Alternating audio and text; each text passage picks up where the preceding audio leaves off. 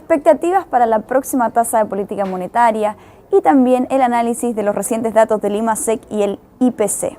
Estos serán los temas de la pauta que conlleva nuestro programa de hoy.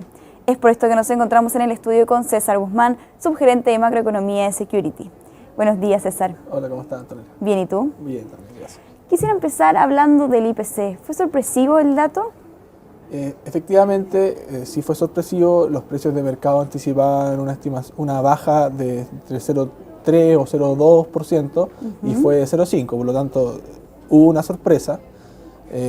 Los factores que incidieron en esta cifra de abril, por un lado tuvimos la caída de los combustibles, que responde a la caída de los precios de los combustibles a nivel internacional. Eso en parte estaba internalizado, pero también hubo factores como la reliquidación en las tarifas de la cuenta de la luz, que era una estimación y que probablemente fue mayor a lo que también estaba viendo el consenso de mercado.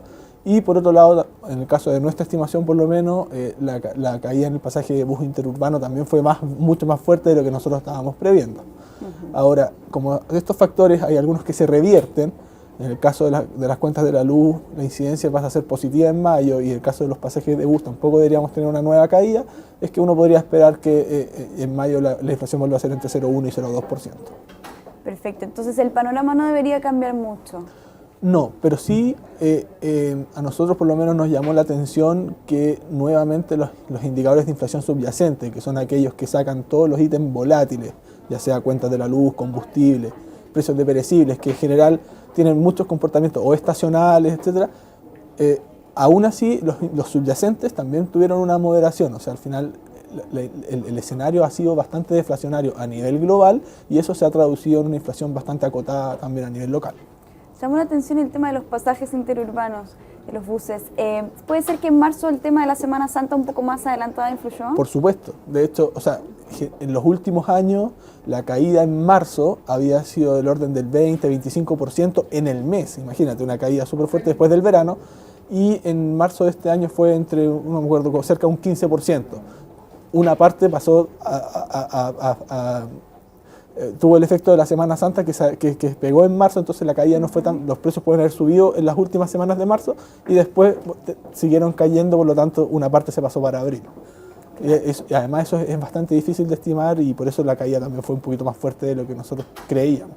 Perfecto. Y ahora con todo este panorama podríamos hacer una fotografía de cómo estamos en cuanto a la inflación, considerando que es un proceso súper dinámico y que podría explotar de repente. Nosotros no lo estamos viendo. A ver, no estamos viendo tampoco que estemos en una espiral deflacionaria. O sea, no estamos viendo que vaya a seguir cayendo la inflación, sino más bien podría tender a repuntar, pero de manera muy gradual. ¿Ya? O sea, dado que Chile nos está trayendo inflación del mundo, es muy difícil que tengamos una explosión en la inflación local. Si bien la actividad en Chile ha estado bastante dinámica, más allá de los últimos dos datos, pero el gasto ha venido bastante dinámico durante todo el año pasado o incluso 2 años atrás, eso en un contexto de brechas de capacidad cerradas debería haber generado mayores presiones inflacionarias, pero como en los últimos meses la actividad tendió a moderarse a niveles de tendencia, la inflación podría solamente subir de manera muy gradual. No estamos viendo una explosión de la inflación hacia adelante, salvo que el mundo cambiara drásticamente, pero tampoco es lo que estamos viendo. ¿Y qué estimación podríamos hacer quizás a fines de año con el tema de la inflación? Hoy lo más probable es que la inflación termine entre un 2 y un 2,5%, no más que eso. Lo importante es que las perspectivas para los próximos de 12 a 24 meses siguen en torno al 3%, o sea, seguiría subiendo pero muy gradualmente. ¿Y eso por qué es importante? Porque es donde está mirando el central. El central no está tan pendiente de la inflación del mes, ni la efectiva, sino que más bien son las perspectivas lo que mueve la decisión de política monetaria. En este contexto, las expectativas están ancladas, ya llevan prácticamente 2 años en que están ancladas al 3%, y no había un desanclaje significativo que pueda uno pensar en, por ejemplo, que supongo que viene la próxima pregunta, en bajas de tasa de parte del central. Sí, me imagino que el próximo movimiento debería ser ese, ¿o no? La verdad es que nosotros no lo estamos viendo. ¿Por qué? Primero, la moderación de la actividad, nosotros creemos que la del primer trimestre hubo factores puntuales que incidieron también en esta baja. O sea, tuviste 3 días menos hábiles en el trimestre, que siempre tienen un efecto más o menos significativo, y también hubo algunos factores como estos paros, etcétera, que pueden haber incidido también. Entonces es un poco prematuro decir que la actividad se pegó un frenazo, por decirlo así, en el primer trimestre, sino que faltaría juntar más antecedentes. Yo creo que el Central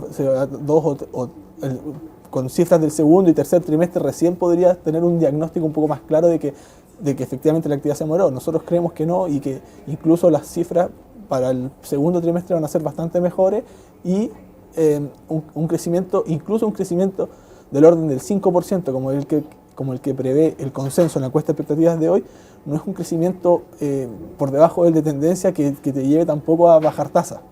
O sea, si es que la actividad pasara del 5,6 en el 2006 a un 5% en el 2012, perdón, a un 5% en el 2013, la verdad es que con las expectativas ancladas de inflación, el Central tampoco tendría que bajar las tasas. Tiene que ser una expectativa de una moderación mucho más fuerte de la actividad para que el Central empiece a bajar las tasas. Perfecto, y un poco lo mencionabas antes, pero ¿qué tanto influyó realmente, según su visión, el paro portuario en los resultados del IMASEC? Es muy difícil de estimar, nosotros no tenemos la capacidad para saber cuánto fue el efecto específico del paro en el mes, es muy complejo.